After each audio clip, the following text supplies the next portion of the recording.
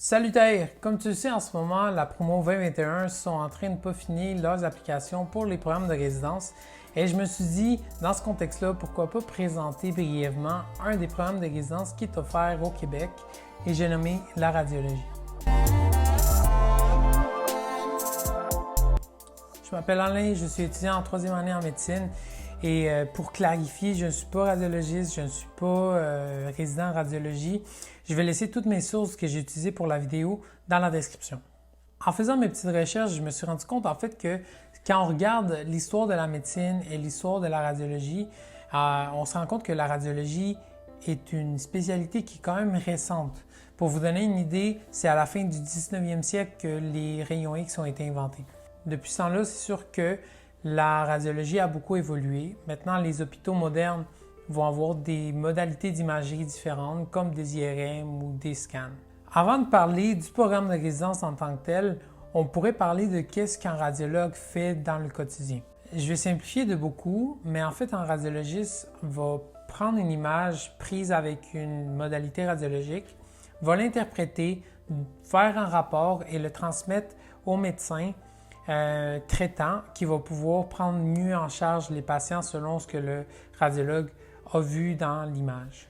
Je dis que je simplifie beaucoup parce que le radiologue va aussi faire de l'intervention, va faire du dépistage et d'autres choses dans son domaine.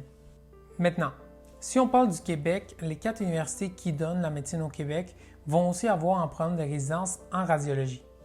Plusieurs composantes vont influencer l'application dans la résidence et on parle entre autres de l'entrevue, du CV.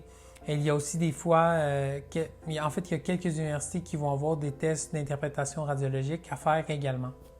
Mais bien qu'il y ait des différences entre chaque faculté en ce qui a trait à l'application, mais aussi au milieu de travail et à la résidence en tant que telle, comment elle est structurée, il y a quand même des similitudes entre les 4 programmes de résidence au Québec.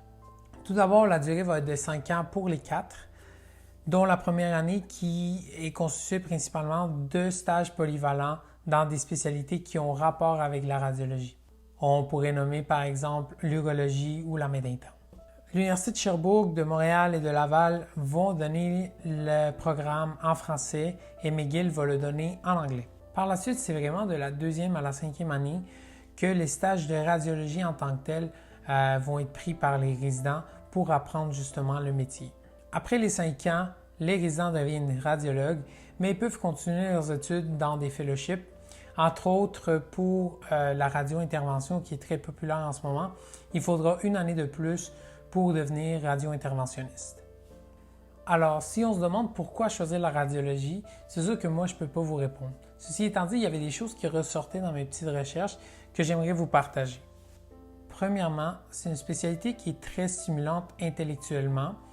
Les radiologistes se doivent de connaître très bien la médecine, mais aussi la chirurgie et de savoir leur anatomie par cœur. Quand on y pense, un radiologiste durant sa résidence ne va pas voir qu'un système. Il va falloir qu'il connaisse très bien les pathologies cérébrales, mais aussi pulmonaires et musculo-squelettiques par exemple. Un autre aspect qui semble être bien apprécié, c'est l'évolution rapide de la radiologie et le fait que la radiologie est toujours sur la fine pointe de la technologie. La radiologie est également une des spécialités les mieux payées de la médecine au Québec. Aussi, un autre aspect qui semble apprécié des radiologistes est le contact qu'ils vont avoir avec les autres médecins et les chirurgiens en tant que spécialistes de l'imagerie. J'aimerais terminer cette capsule en vous parlant d'une question qui brûle les lèvres et c'est si la radiologie va exister dans 20-30 ans ou si elle est portée à disparaître. Alors, bien que je n'ai pas trouvé de consensus, l'idée qui ressort des radiologistes qui en parlent sur YouTube et sur Internet, d'ailleurs, je vous invite à regarder les vidéos que je mets dans la description. Ils s'entendent pour dire que, en fait, quand on connaît la complexité de la radiologie, c'est plus facile de comprendre que la disparition de la radiologie en tant que telle ne va pas arriver de sitôt. C'est ce qui conclut la vidéo. Si vous êtes plus intéressé sur la radiologie, je vous invite à regarder des liens que je vous ai mis en description. Si vous avez aimé, lâchez un pouce bleu et abonnez-vous et on se revoit pour une prochaine fois.